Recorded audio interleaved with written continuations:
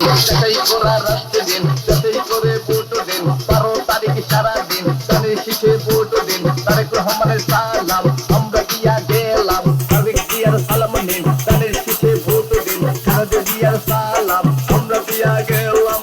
কেন হলো দেখা রে মুশফিক ভাইরে দেখলাম, ধানের শীষের নামে মালা তোলে ঝুলাইলাম। আসসালামু আলাইকুম ভাই। ধানের শীষ মানে উন্নয়ন।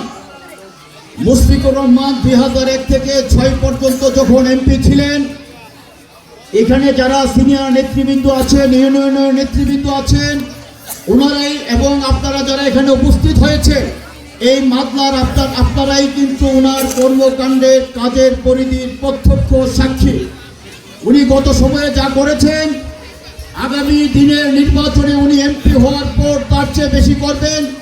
বেকার ছেলে মেয়েদের কর্মসংস্থানের ব্যবস্থা করবেন, শিক্ষিত ছেলে মেয়েদের মেধাভিত্তিক চাকরির ব্যবস্থা করবেন। উনি প্রতিটি অবস্থানে উনি ওনার কমিটমেন্ট করেছেন। গত সময়ে উনি যা করেছেন, আগামী দিনে তার চেয়েও বেশি উনি কাজ করবেন ইনশাল্লাহ। আপনাদের যে সামান্য দাবি দেওয়া, আগামী নির্বাচনের 6 মাস পরে ইনশাল্লাহ উনি তা অক্ষরে অক্ষরে পূরণ করবেন, আমরা আপনাদেরকে আশ্বস্ত করতে পারি। কারণ উনি আপনাদের উন্নয়নের জন্য, আপনাদের কর্মসংস্থানের ব্যবস্থার জন্য উনি এবারও এমপি হওয়ার জন্য নির্বাচিত হয়েছেন, নমিনেশন পেয়েছেন দল থেকে।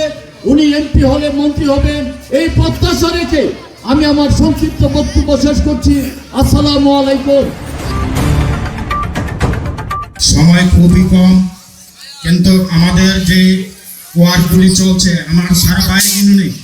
আমরা যতটুকু খবর নিয়েছি, আসলে এখানে ওয়ার্কগুলো আপনার সন্তুষ্টজনক না।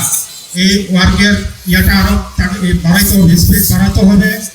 এই ওয়ার্কে চলবে না, আমরা প্রতিটি ঘরে ঘরে যেতে হবে। আমাদের তারেক রহমান যে কৃষি কার্ড দিয়েছে, ফ্যামিলি কার্ড দিয়েছে, এটি মা বোনদেরকে কৃষকদেরকে বোঝাতে হবে। আগামী দিনের যে 31 দফা আন্দোলন, উন্নয়ন, এইগুলা মা বোনদেরকে বুঝাইতে হবে এবং ভোটারদেরকে ভোটারের ঋণ কেন্দ্র নিতে হবে। আপনারা জানেন আমাদের যে প্রতিপক্ষ দল, এই দলটা কিন্তু ইসলামের নাম দিয়া ইসলামকে বিকৃত করতেছে। 98% মুসলমানের দেশ।